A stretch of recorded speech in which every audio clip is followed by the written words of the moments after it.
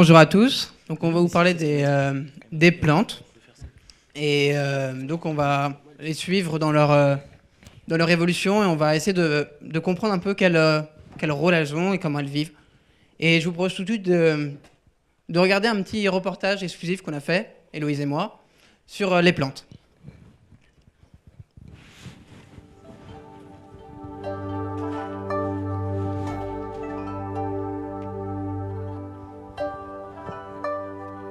Pas grand-chose. Ouais.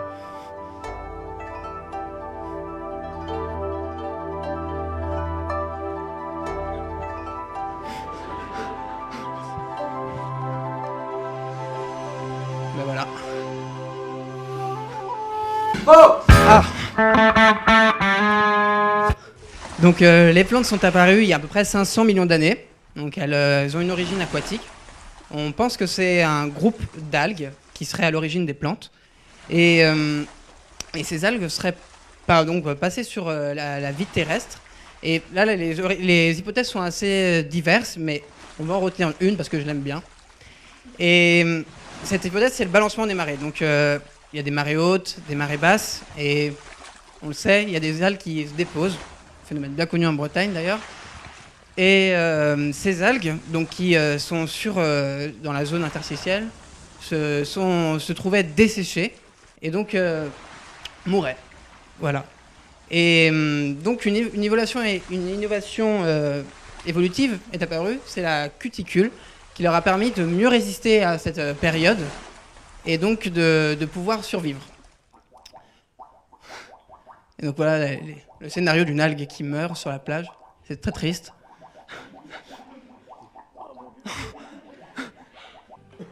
Donc à partir de là, les plantes, elles sont sorties de l'eau, elles se sont diversifiées et aujourd'hui on en retrouve à peu près partout sur la Terre, mis à part les pôles et dans les zones les plus froides, donc par exemple en montagne.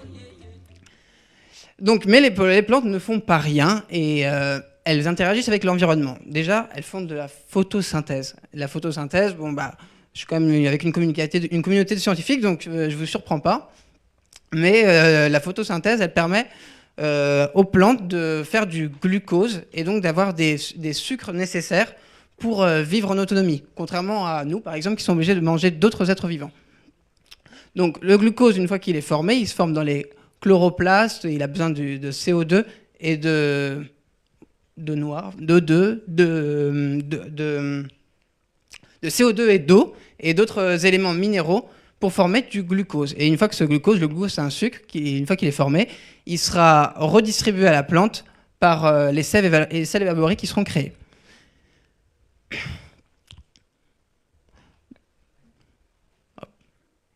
Ah. Donc voilà le glucose, les petites flèches, ça c'est pour le glucose qui est retransféré dans long de la plante.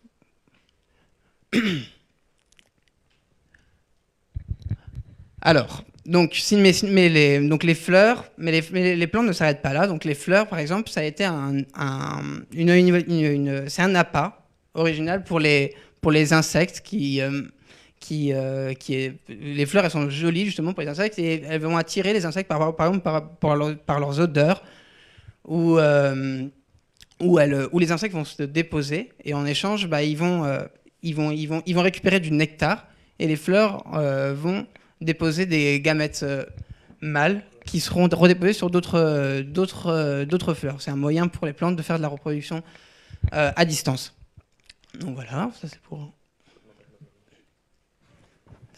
Et concernant les fleurs, donc ces organes assez fragiles, et il y a beaucoup de variétés différentes. Et par exemple, chez la fleur du nénuphar, eh bien, elle est capable de se fermer et de se refermer pour justement être au moment les plus opportuns pour les insectes et aussi pour qu'elles ne s'abîment pas pendant la nuit. Et donc ça, c'est une des caractéristiques des plantes. Mais elles font après, donc, une fois que la fécondation a eu lieu, il peut y avoir une émergence de fruits. Donc ça, c'est l'ovaire qui est situé au niveau de la fleur.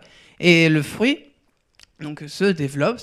Et là, je vais vous raconter l'histoire, par exemple, du moabi. Un moabi qui est un arbre qui vit en forêt africaine.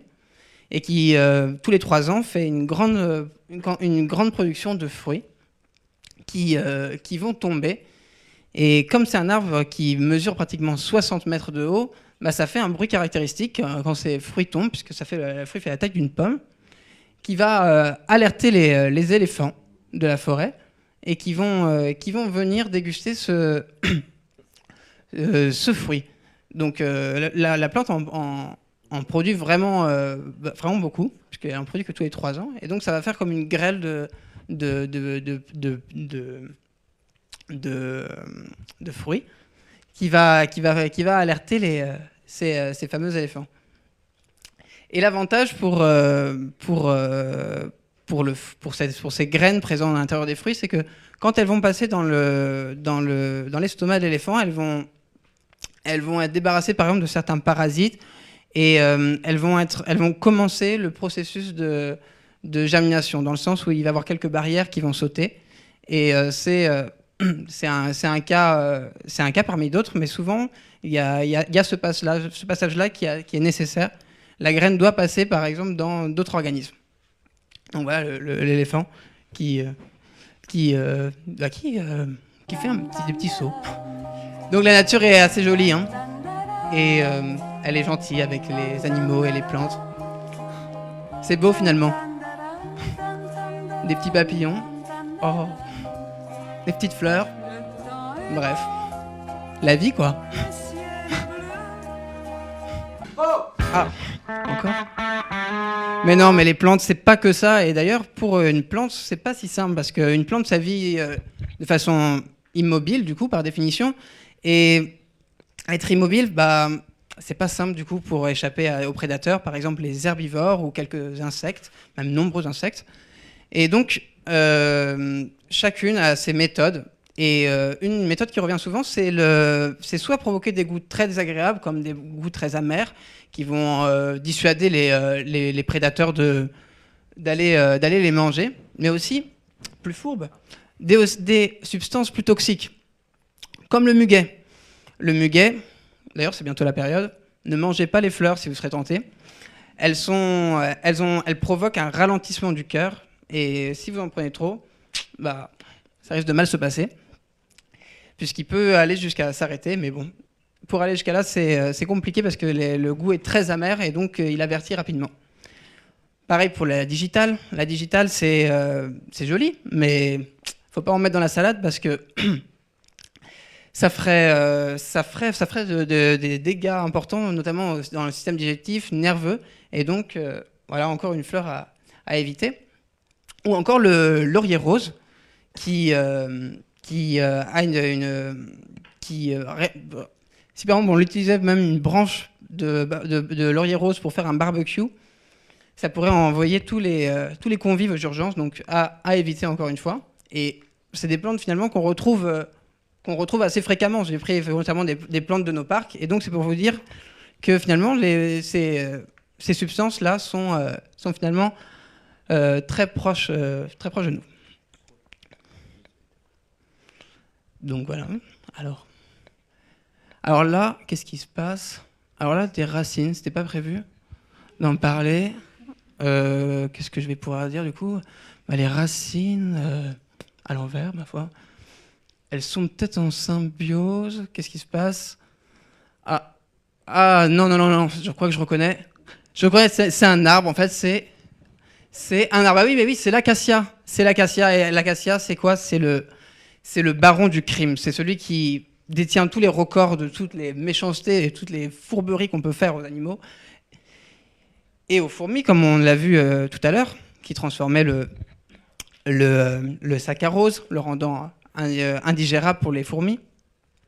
Alors l'acacia, il est équipé de plusieurs stratégies. Quand il est stressé, par exemple, il peut réagir et former des épines assez grandes. Et plus il va être stressé, plus ces épines seront importantes.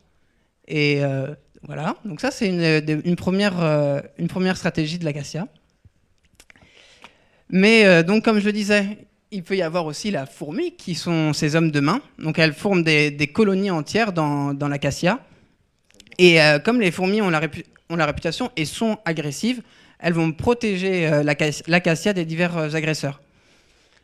Donc, en formant voilà, mais l'acacia, mais ça c'est moins sûr, mais il semble, il y a des études sont encore à faire là-dessus, mais les acacias pourraient communiquer avec d'autres acacias, et parce que en envoyant des substances dans l'air ou peut-être par les racines. Parce qu'en 1980, dans un parc régional, de nombreux koudous sont morts par intoxication du feuillage. La végétation étant à cette période-là relativement pauvre, ils sont attaqués massivement aux acacias, et ceux-ci auraient réagi en créant des tanins toxiques dans les feuilles. Donc voilà encore une démonstration de force de l'acacia. Voilà.